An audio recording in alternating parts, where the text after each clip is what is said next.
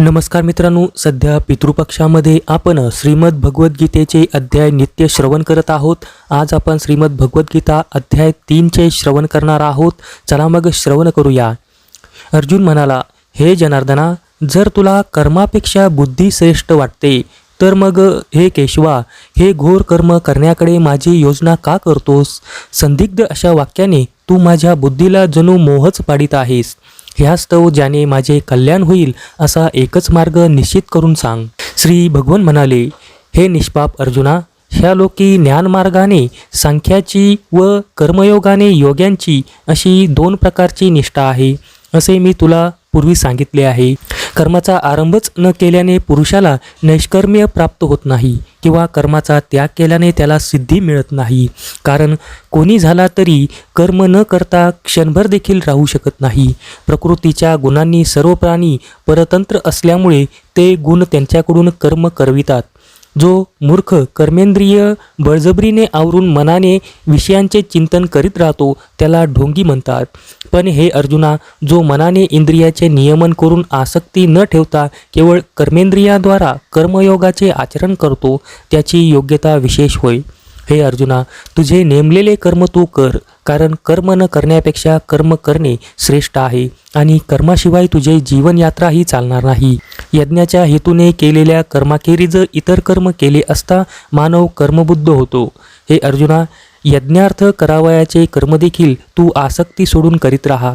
पूर्वी यज्ञासह प्रजा उत्पन्न करून ब्रह्मदेव त्यांना म्हणाला, हा यज्ञ तुमची कामधेनू म्हणजे तुमचे मनोरथ पूर्ण करणारा होऊ. ह्या यज्ञसाधनेने तुम्ही देवांना संतुष्ट करा व ते देवही तुम्हाला संतुष्ट करोत. ह्याप्रमाणे परस्परांना संतुष्ट करून तुम्ही आपले कल्याण करून घ्या. यज्ञाने संतुष्ट झालेले देव तुम्हाला इच्छित वस्तू देतील, पण त्यांनी दिलेले त्यांना परत न देता जो केवळ स्वतःच भोगतो तो चोरच होय. यज्ञ करून शेष राहिलेल्या भागाचे सेवन करणारे श्रेष्ठ पुरुष सर्व पातकातून मुक्त होतात. परंतु जे पापी लोक केवळ आपल्यासाठीच अन्न शिजवतात ते पापच भक्षण करीत असतात. अन्नापासून प्राणी उत्पन्न होतात, पर्जन्यापासून अन्न होते, यज्ञापासून पर्जन्य उत्पन्न होते, कर्मापासून यज्ञाची उत्पत्ती होते. कर्माची उत्पत्ती ब्रह्मापासून म्हणजेच प्रकृतीपासून जाण, आणि हे ब्रह्म अक्षरपासून म्हणजेच परमात्म्यापासून उत्पन्न झाले आहे. म्हणून सर्वव्यापी ब्रह्मच नेहमी यज्ञात अधिष्ठित असते. हे अर्जुना, ह्याप्रमाणे परमेश्वराने सुरू केलेले सर्व सृष्टीचक्र जो ह्या लोकी पुढे चालवित नाही तो केवळ इंद्रिय सुखलोलूप पापी मनुष्य व्यर्थ जन्माला आला असे समज. परंतु जो मनुष्य केवळ आत्म्यातच रममान असतो, आत्मानंदात जो तृप्त आणि आत्म्याच्या ठायी जो संतुष्ट असतो त्याला मात्र काहीच कर्तव्य उरत नाही. ह्या जगात कर्म करण्यात न करण्यात त्याचा काहीच लाभ नसतो. त्याचप्रमाणे सर्व भूतांच्या ठायी त्याचा स्वतःचा म्हणून काही अर्थ गुंतून राहिलेला नसतो. म्हणून तू आसक्तीरहित होऊन आपले कर्तव्य कर्म नेहमी करीत जा. आसक्ती सोडून कर्म करणाऱ्या पुरुषाला मोक्ष प्राप्त होतो, कारण जनकादिकांनाही कर्मानेच उत्तम सिद्धी मिळाली. ह्यासाठी व लोकसंग्रहाकडे लक्ष देऊनही तू कर्म करणेच उचित आहे. श्रेष्ठ पुरुष जसे आचरण करतो तसेच सामान्य जनही आचरण करतात. श्रेष्ठ जे प्रमाण ठरवितात ते लोक अनुसरतात. हे पार्था, या त्रैलोक्यात मला स्वतःकरता काहीच करायचे नाही, कारण मला मिळालेले नाही किंवा मिळवायचे आहे असे काहीच नाही. तरी पण मी कर्म करीतच असतो, कारण जर मी आळस सोडून असा कर्मात न वागेन तर हे पार्था, सगळे लोक सर्वथा माझा मार्ग अनुसरतील. जर मी कर्म न करीन तर हे सर्व लोक उत्सन्न म्हणजेच नष्ट होतील आणि मी वर्णसंकर करणारा व ह्या प्रजांचा घात करणारा होईन. ह्याकरता अर्जुना, कर्मासक्त असलेले अज्ञानी लोक ज्याप्रमाणे कर्मे करीत असतात त्याचप्रमाणे अनासक्त अशा ज्ञानी पुरुषानेही लोकसंग्रह करण्याच्या इच्छेने कर्मे करावीत. ज्ञानी पुरुषांनी कर्मामध्ये आसक्त असलेल्या अज्ञानी लोकांचा बुद्धिभेद करू नये. एवढेच नव्हे तर त्याने स्वतःची सर्व कर्मे योगयुक्तपणे करीत राहून इतरांकडूनही तशीच करवावीत. वस्तुतः सर्व कर्मे प्रकृतीच्या सत्व रज तमोगुणांकडून केली जातात, पण अहंपणाने ज्याच्या अंतकरणाला मोह पडलेला असतो तो मूढ मीच करता आहे असे समजतो. परंतु हे महाबाहो अर्जुना, गुण आणि कर्मे ही दोन्ही आपल्याहून भिन्न आहेत. ते तत्व जाणणारा गुणांचा हा आपापसात खेळ चालला आहे असे समजून त्यात आसक्त होत नाही. प्रकृतीच्या गुणांनी वेडावलेले लोक गुण व कर्मे यात आसक्त होतात. अशा असर्वज्ञ व मंद लोकास पूर्णज्ञानी पुरुषाने आपल्या कर्मत्यागाने भलत्याच मार्गाला लावून बिघडवू नये.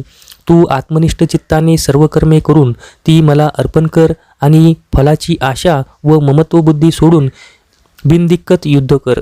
जे लोक श्रद्धावान व दोषदृष्टीरहित होऊन माझ्या ह्या मताप्रमाणे निरंतर वागतात तेही कर्मबंधनापासून मुक्त होतात. परंतु जे दोषैक दृष्टीचे लोक माझे मत अनुसरित नाहीत ते सर्वज्ञ विमूढ म्हणजे पक्के मूर्ख अविवेकी बुडाले असे समज. ज्ञानी मनुष्य देखील आपल्या प्रकृती स्वभावानुरूप वागतो. सर्वच प्राणी आपल्या प्रकृतीच्या वळणावर जातात. तेथे निग्रह काय करणार. इंद्रिय आणि त्याचे विषय यांच्यामधील प्रीती व द्वेष व्यवस्थित म्हणजे मूळचीच ठरलेली आहे. या प्रीतिद्वेषाच्या ताब्यात आपण जाऊ नये. ते मनुष्याचे शत्रू होत. सुखाने आचरता येणाऱ्या परधर्मापेक्षा गुणाने उन्हा स्वधर्मच श्रेयस्कर होय. स्वधर्मामध्ये मरण आलेले कल्याणकारक होईल. परधर्माचे आचरण घातक असते.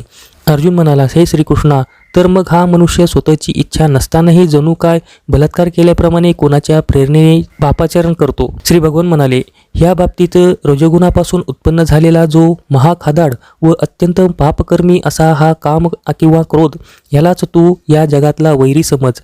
ज्याप्रमाणे धुराने अग्नी आणि धुळीने आरसा झाकला जातो किंवा गर्भ जसा वारेने वेष्टीला जातो त्याचप्रमाणे त्याने हे ज्ञान गुरफटून टाकलेले आहे. हे अर्जुना, तो कधीही तृप्त न होणारा अग्नीच असून ज्ञानी पुरुषाच्या ह्या कामरूपी नित्य वैर्याने ज्ञान आच्छादून टाकले आहे. इंद्रिय मन बुद्धी ही कामाची वस्तीस्थाने आहेत असे सांगितले आहे. या स्थानांच्या आश्रयाने ज्ञान झाकून टाकून हा काम जीवात्म्याला मोहात पाडतो. म्हणून हे भरतश्रेष्ठा अर्जुना, तू आधी इंद्रियांचे संयमन करून ज्ञान आणि विज्ञान यांचा नाश करणारा हा पापी काम नाहीसा कर.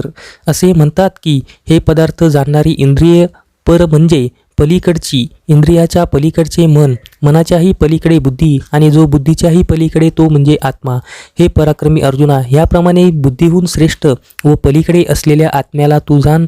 आपणच आपल्याला आवरून धरून दुसाध्य अशा कामरूपी शत्रूला ठार कर.